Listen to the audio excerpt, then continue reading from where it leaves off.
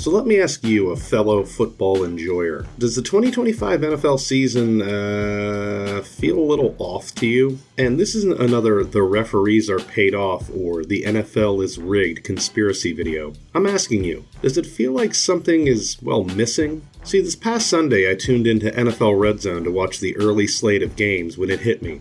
This all stinks. That's right, it stinks!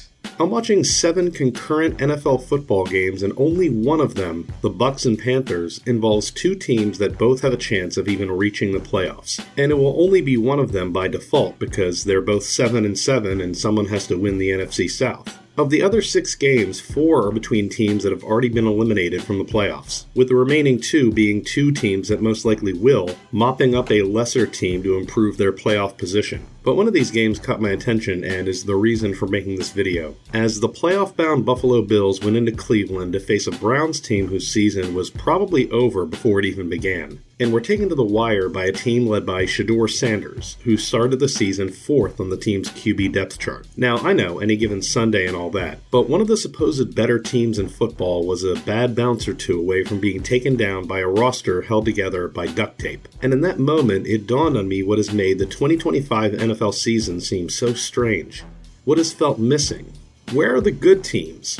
For comparison, the 2024 season culminated with the Philadelphia Eagles waffle-stomping the Kansas City Chiefs in the Super Bowl. The Eagles were a team that started the year 2-2 and looked shaky during that first month, but got better over the course of the season, capping it off with their team's second championship. And that's how the NFL typically works. There are good teams, there are bad teams, and there are teams which are trending in either direction. Their rise and fall can coincide with injuries, players returning from injury, teams figuring it out, or teams figuring them out. And 2025, at least at first blush, has been no different. For example, the Indianapolis Colts, once sitting atop the league at 8-2, are now 8-7, with no serious starting quarterback, and are staring down the barrel of missing the playoffs. While in their own division are the Houston Texans with almost a total opposite trajectory. Once 3-5 and without their starting quarterback, they've now won 7 in a row and are still contending for the division at 10-5. And in terms of bad NFL teams, we have those in spades. This weekend, the Giants and Raiders will play a game that is completely meaningless for the 2025 season, but will play a massive role in the 2026 NFL Draft. And despite both teams coming in with a 2-13 record, the Cardinals, Browns, Titans, and Jets are all within 1 game of them at the bottom. That means 1/6 of all NFL teams have failed to even win 20% of their games.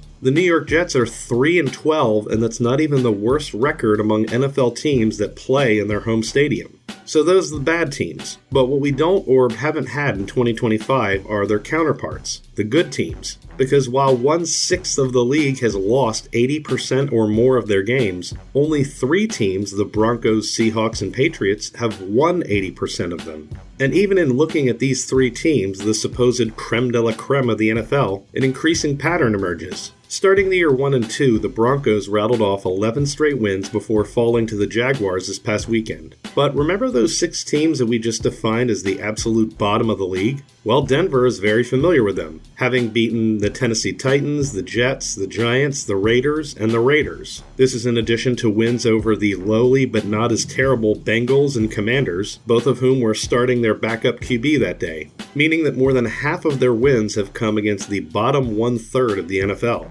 And the Patriots season tells an almost identical tale. Started the year 1-2, rattled off 9 wins in a row, and now sit at 12-3. But in those wins, you'll find the Titans, Browns, Jets, and Giants. They also have wins against the not as lowly but still lowly Dolphins, Saints, Falcons, and Bengals. 8 of their 12 wins against bottom feeders. And the only reason it isn't more is because one of the Raiders' only 2 wins this year came against the Patriots in New England. The Seahawks' resume isn't nearly as fraudulent as Denver or New England. 2 wins over the Cardinals, 1 in a surprisingly close win over the Titans, and a blowout of the Saints. But what's really interesting is when you compare these schedules to those of a team who was good in 2024. Because while Denver and New England have played at least half their schedule against the worst teams in the league, the Eagles have only played one of these teams 3 times. The Bills just 2.